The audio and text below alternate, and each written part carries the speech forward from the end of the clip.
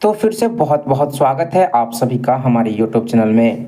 और आज के इस वीडियो में क्लास 10th का संस्कृत का जो आपका बुक है पीयूषम द्वितीय भाग, इस बुक का चैप्टर 7 जिसका नाम है नीति श्लोकः पाठ। इस पाठ से जितने most important VVI objective question है उन सब का इस वीडियो में डिस्कशन करवाने वाले हैं। और आपको बता दें कि 2025 में जो आपका मैट्रिक का परीक्षा होगा, इस चैप्टर से जो भी आपको ऑब्जेक्टिव बताएंगे इससे बाहर नहीं आएगा 2025 के एग्ज़ाम में।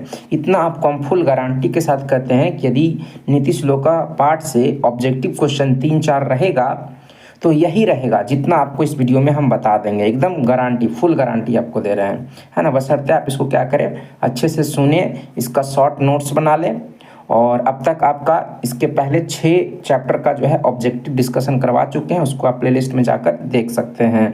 तो चलिए बिना देर किए हुए शुरू करते हैं। तो पहला प्रश्न है, नीति श्लोका पाठ में कितने पद है, यानी कि कुल कितने श्लोक हैं। तो नीति श्लोका जो पाठ है उसमें कुल 10 आपका है ना पद है, 10 श्लोक हैं, ठीक है। दूसरा प्रश्न है, उच्चते पद का अर्थ होता है। तो उच्चते पद का अर्थ होता है कहा जाता है। ऑप्शन ए जो है सही उत्तर हो जाएगा, है ना। जहाँ जहाँ जरूरत पड़ेगा डिटेलिंग करने का वहाँ वहाँ आपको डिटेलिंग करके समझा देंगे। तीसरा प्रश्न है, नीति श्लोका पाठ महाभारत के किस पर्व से संकलित है। तो नीति श्लोक का जो पाठ है ये महाभारत के उद्योग पर्व, है ना, उद्योग पर्व से संकलित है। तो उद्योग पर्व ऑप्शन बी एकदम सही हो जाएगा। महाभारत जो है ना, भारतीय संस्कृति का एक महाकाव्य है ना। कुल जो महाकाव्य है वो 2 है, जिसमें एक जो है आपका महाभारत है, दूसरा रामायण है ना। तो महाभारत को कुल 18 पर्वों में बांटा गया है, जिसमें से एक पर्व है उद्योग पर्व। तो उद्योग पर्व से ही नीति श्लोक का जो पाठ है वो लिया गया है, ठीक है। और नीति श्लोक का पाठ के रचनाकार जो हैं वो महामंत्री विदुर हैं। कौन है? विदुर हैं। और विदुर जो थे ये मंत्री थे, किनके मंत्री थे? तो राजा धृतराष्ट्र के, है ना, धृतराष्ट्र के मंत्री थे। धृतराष्ट्र का नाम आप याद रखेंगे। विदुर कौन थे? तो धृतराष्ट्र के महामंत्री थे, ठीक है। चौथा प्रश्न है आपका, डैश परमा तृप्ति रिक्त स्थानों की पूर्ति पद से करें, उचित पद से करें। तो परम तृप्ति किससे मिलती है? तो विद्या से मिलती है। तो हो जाएगा विद्या परमा तृप्ति, यानी विद्या से परम तृप्ति की प्राप्ति होती है। तो ऑप्शन डी एकदम सही उत्तर हो जाएगा, है ना। पांचवा प्रश्न है, विद्या की रक्षा किससे होती है? तो विद्या की रक्षा योग से होता है। योग का अर्थ होता है अभ्यास, है ना। कहते हैं ना प्रैक्टिस मेक्स परफेक्ट, है ना। यानी कि प्रैक्टिस, अभ्यास से क्या होता है? विद्या की रक्षा होती है। योग से, योग का अर्थ ही होता है अभ्यास, तो योग से विद्या की रक्षा होती है। छठा प्रश्न है आपका, नीति श्लोका पाठ के आधार पर सुख देने वाली क्या है ना। तो सुख देने वाली जो है अहिंसा है। अहिंसा मतलब मारपीट नहीं करना, है ना, मारकाट नहीं करना, झगड़ा नहीं करना। ये किसको क्या कहते हैं? अहिंसा कहते हैं। जैसे गांधी जी क्या थे? अहिंसा के पुजारी थे, है ना। गांधी जी को अहिंसा के पुजारी माना जाता है। तो अहिंसा करने से क्या होता है? सुख की प्राप्ति होती है। लेकिन हिंसा करेंगे आप, हिंसा मारपीट करेंगे, उससे दुख मिलेगा, ठीक है। तो सुख देने वाली क्या है? अहिंसा है। ऑप्शन डी सही उत्तर हो जाएगा।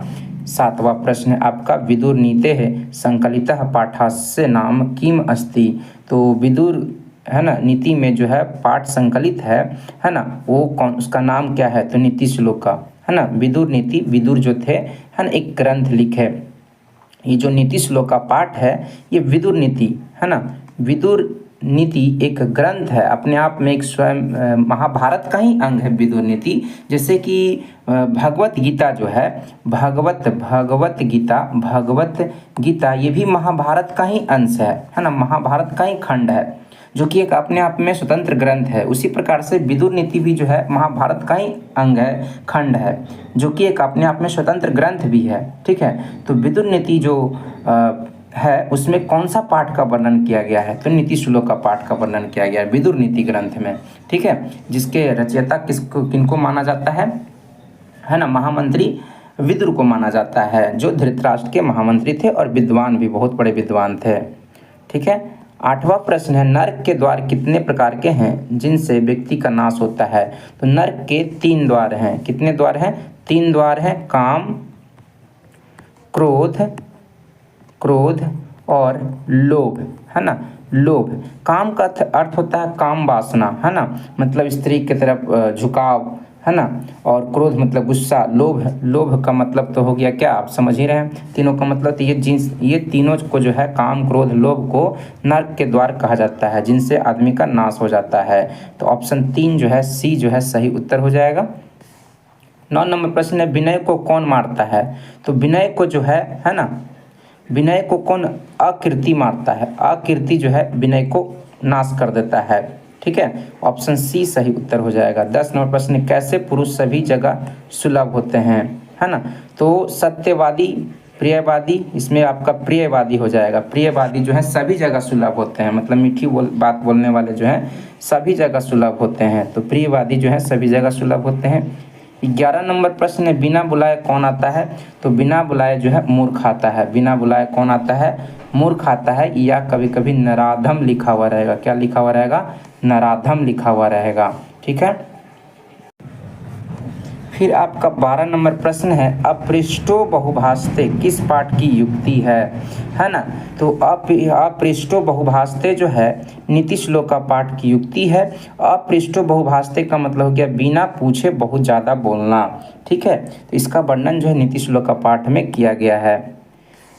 14 नंबर प्रश्न है, महाराष्ट्र धृतराष्ट्र के प्रश्नों का समुचित उत्तर कौन देते हैं। तो महाराष्ट्र धृतराष्ट्र की सभी प्रश्नों का उत्तर जो है मंत्री विदुर देते हैं, है ना। ये जो नीति श्लोक का पाठ है, विदुर नीति है, इसमें जब महाराज धृतराष्ट्र जो है कौरव पक्ष के थे, है ना, मतलब राजा थे, है ना। महाभारत का युद्ध जो हुआ था 2 पक्षों में हुआ था। एक कौरव पक्ष में हुआ था, है ना, और दूसरा जो हुआ था पांडव पक्ष में हुआ था। ठीक है, जिसमें कौरव का हार हुआ था। तो कौरव के हार होने से बहुत सारे धृतराष्ट्र के जो पुत्र थे वो मारे गए, जिस कारण धृतराष्ट्र जो थे, महाराज धृतराष्ट्र, ये क्या शोकाकुल में चले गए और यानी कि डिप्रेशन में चले गए। ठीक है, तो इनको डिप्रेशन से बाहर निकालने के लिए मंत्री विदुर जो है क्या करते हैं, है ना, धृतराष्ट्र प्रश्न पूछते हैं और मंत्री विदुर जो है उसका समुचित उत्तर देते हैं, है ना। तो इस प्रश्न का सही उत्तर ऑप्शन ए हो जाएगा, मंत्री विदुर। 14 नंबर प्रश्न, नीति श्लोक का पाठ महाभारत किस पर्व से संकलित है। तो उद्योग पर्व से है, ऑप्शन बी सही उत्तर हो जाएगा। रिपीट हो रहा है क्वेश्चन। 15 नंबर प्रश्न, परम तृप्ति देने वाली क्या है। तो विद्या से क्या होती है, परम तृप्ति की प्राप्ति होती है। फिर आपका 16 नंबर प्रश्न है, अपनी उन्नति चाहने वाले को कितने दोषों को त्याग देना चाहिए। तो 6 दोषों को त्याग देना चाहिए। जो अपनी उन्नति चाहते हैं, है ना, उनको 6 दोषों को क्या करना चाहिए, त्याग देना चाहिए। ठीक है, ये 6 दोष कौन कौन से हैं आपको बता देते हैं हम। ठीक है, निंद्रा, निंद्रा, निंद्रा, तंद्रा, निंद्रा, तंद्रा, है ना। फिर आपका हो जाएगा भय, भय, फिर हो जाएगा क्रोध, क्रोध हो जाएगा, फिर आलस्य हो जाएगा। ठीक है, आलस्य और दीर्घ सूत्रता, दीर्घ सूत्रता, दीर्घ सूत्रता का मतलब बहुत लंबे समय तक सोए रहना।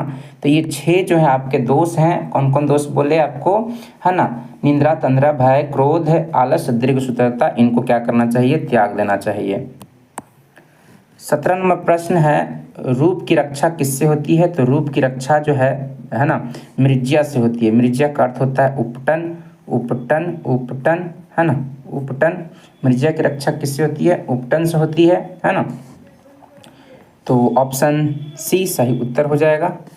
18 नंबर प्रश्न है, नीति श्लोक का पाठ किस ग्रंथ से संकलित है। नीति श्लोक का पाठ जो है ना, विदुर नीति से संकलित है। आपको बताएं, नीति श्लोक का पाठ जो है विदुर नीति एक ग्रंथ है, स्वतंत्र ग्रंथ है, उसी से लिया गया है ना, जो कि विदुर नीति जो है महाभारत का अंग है। फिर 19 नंबर प्रश्न है, प्रियवादी पुरुष कैसे होते हैं। तो सुलभ होते हैं। जो प्रिय बोलने वाले होते हैं वो आसानी से सुलभ होते हैं। फिर 20 नंबर प्रश्न है, घर की शोभा कौन होती है। तो घर की शोभा स्त्री होती है। 21 नंबर प्रश्न है, सुलभ कौन है। तो सतत प्रियवादी जो है सुलभ है। 22 नंबर प्रश्न, नीति श्लोक का पाठ में परम श्रेय किसे कहा गया है ना। तो परम श्रेय जो है कहा गया, किसको कहा गया है, धर्म को कहा गया। किसको कहा गया है ना, एका धर्म परम श्रेय, ऐसा करके श्लोक लिखा हुआ है। तो परम श्रेय किसे कहा गया है, तो धर्म को कहा गया है। ठीक है, फिर आपका 23 नंबर प्रश्न, विनय किसका नाश करता है। तो विनय जो है आकृति का नाश कर देता है। किसका नाश कर देता है, आकृति का नाश कर देता है। 24 नंबर प्रश्न है, उत्तम शांति क्या है। है ना। तो ऑप्शन के अकॉर्डिंग आपका सही उत्तर हो जाएगा क्षमा। क्षमा से क्या होता है, शांति की प्राप्ति होती है ना। ऑप्शन ए आपका सही हो जाएगा। 25 नंबर प्रश्न है, आचार का हनन किससे होता है? तो आचार का हनन जो है अलक्षण से होता है। किससे होता है? अच्छे लक्षणों से, है ना। नहीं, यानी कि खराब लक्षणों से जो है आचार का मतलब कि आचरण का हनन होता है। 26 नंबर प्रश्न, नीति श्लोक का पाठ में कितने श्लोक हैं? तो 10 श्लोक हैं। कितने श्लोक हैं? 10 श्लोक हैं, 10 पद्य हैं। 27 नंबर प्रश्न है, सतत प्रियवादी लोग होते हैं सुलभ होते हैं। सतत प्रियवादी लोग क्या होते हैं? सुलभ होते हैं। 28 नंबर प्रश्न है, अनर्थ का नाश किससे होता है? तो अनर्थ का नाश जो है पराक्रम से होता है। ऑप्शन डी सही उत्तर हो जाएगा। 28 के बाद आपका 29 नंबर प्रश्न है ना। 29 नंबर प्रश्न है, नीति श्लोका पाठ के रचनाकार कौन है? तो नीति श्लोका पाठ के रचनाकार विदुर हैं। कौन है? विदुर हैं, जो कि धृतराष्ट्र के महामंत्री थे। 30 नंबर प्रश्न है, पाठ पुस्तक में नीति श्लोका पाठ किस ग्रंथ से ली गई है? तो ये जो नीति श्लोका पाठ है ये आपका विदुर नीति से लिया गया है। किससे लिया गया है?